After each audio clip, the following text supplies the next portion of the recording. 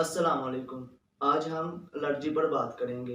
ये क्यों, कब और किन किन चीज़ों से होती है, इसका इलाज और इससे एहतियात कैसे की जाती है, इस पर हम बात करेंगे।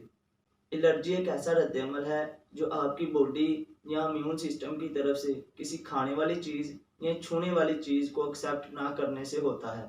एलर्जी का होना एक परेशानी का बायस है क्योंकि ये मरीज़ की रोज़मर्रा की सरगर्मियों को मुतासिर करता है। अगर तो मरीज़ को रिएक्शन हल्के हों तो इसे काफ़ी हद तक काबू में पाया जा सकता है।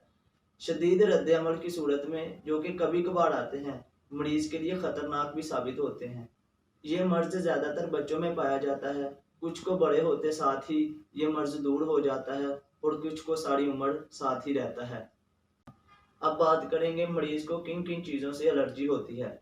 घास, पोलन ट्री, मिट्टी के ज़र्रात, जानवरों से, खाने पीने की चीज़ों से मसलन मेवाजात, कुछ फल, दूध और अंडों से भी एलर्जी हो जाती है।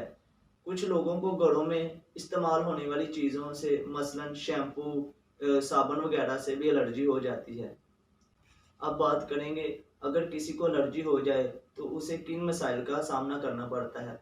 नाक बंद हो जाता है, छींकें आना शुरू हो जाती हैं, आंखें सुर्ख हो जाती हैं और पानी बहता रहता है, घबराहट होती है और शदीद किस्म की खांसी आती है। देखें, सबसे बड़ा इलाज तो एहतियात है। मरीज को जिस चीज़ से एलर्जी है उसे चाहिए कि उस चीज़ से दूर ही रहे। गोश्त खाने के बाद, छोटा, बड़ा या मुर्गी का हो, उसके बाद चाय हरगिज़ ना पिएं। बल्कि गोश्त खाने के बाद दूध पीना या दूध से बनी हुई कोई भी चीज़ हो, उसे हरगिज़ ना पिएं।